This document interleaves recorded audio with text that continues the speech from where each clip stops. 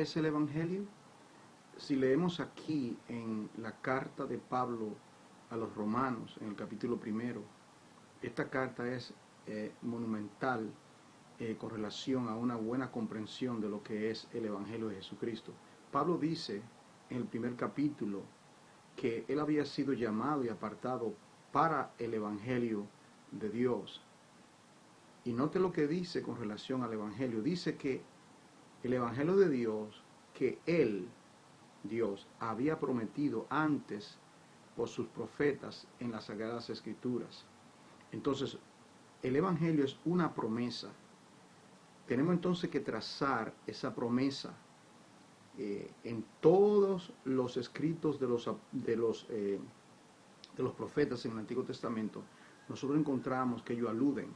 Pero la primera vez que nosotros encontramos que se habla de esa promesa es en el capítulo 3, versículo 15 del libro de Génesis, la promesa redentora.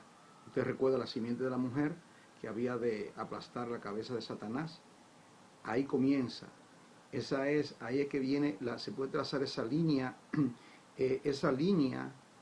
podríamos llamarla, hasta cuando llega el cumplimiento de los tiempos y el verbo se hace carne.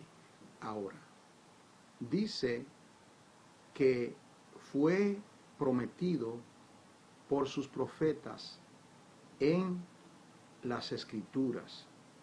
Entonces, esto es importante porque cuando se predica el Evangelio, si el Evangelio está basado a lo que los profetas del Antiguo Testamento dijeron con relación al Evangelio, y lo mismo vemos nosotros en el Nuevo Testamento, entonces todo lo que predican el Evangelio tienen que ir a lo que dijeron los profetas en el Antiguo Testamento y a lo que dijeron los apóstoles en el Nuevo Testamento. Pero note lo que dice, mire la temática, el centro, el eje de todo. Dice que ese Evangelio es acerca de su Hijo.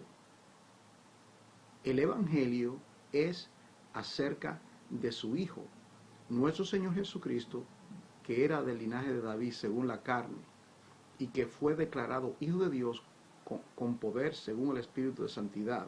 Estoy leyendo Romanos capítulo 1, versículos del 1 al 4. Entonces el Evangelio es una promesa, número 1. Segundo, el Evangelio tiene como centro temática acerca de su Hijo. Todo lo que nosotros encontramos en el Antiguo Testamento señala al Hijo. Toda la tipología, el simbolismo, el tabernáculo, el arca, las ofrendas en el libro de Levítico, el Éxodo, deja ir a mi hijo para que me adore, para que me rinda culto. Absolutamente todos ellos señalaban a Jesucristo acerca de su Hijo. Ahora, cuando nosotros llegamos, el apóstol Pablo continúa desarrollando el tema de lo que es el Evangelio y la culpabilidad del hombre, etc.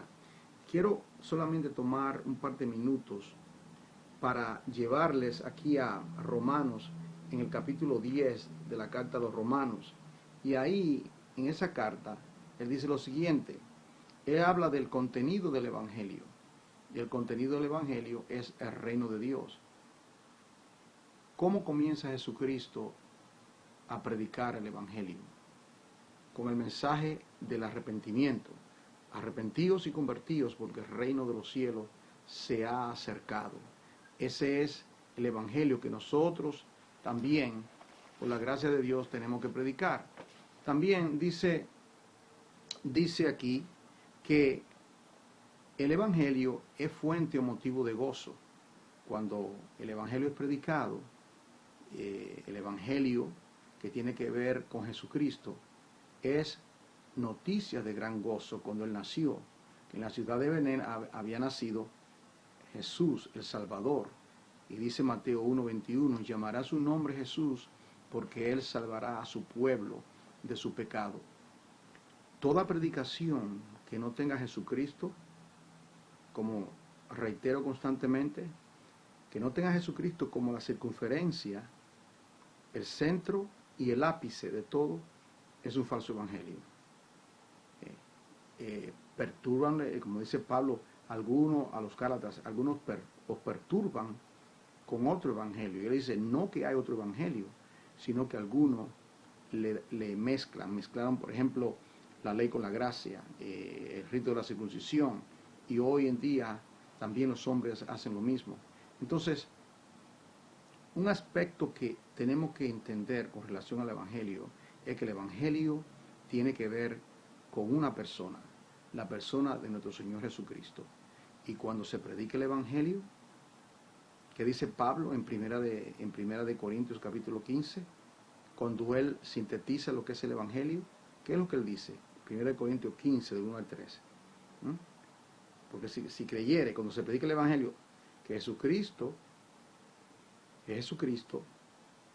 murió conforme a las Escrituras, fue sepultado conforme a las Escrituras, resucitó al tercer día conforme a las Escrituras, y que apareció. Ellos lo vieron. Más de 500 personas fueron testigos oculares de la poderosa resurrección de Jesucristo. Y nosotros hoy en día somos llamados a proclamar, a predicar ese mismo evangelio, el centro, el énfasis, todo lo que se dice, todo lo que una iglesia hace, todo lo que una iglesia canta, todo lo que una iglesia, absolutamente todo, tiene que ser basado en el evangelio de Jesucristo. De otra manera, simplemente estamos hablando, simplemente estamos parloteando, y eso para nada aprovecha. Así es que yo le insto a todos mis amados hermanos a que retornemos a las Sagradas Escrituras y que veamos que el evangelio tiene que ver con la persona de Jesucristo. Amén.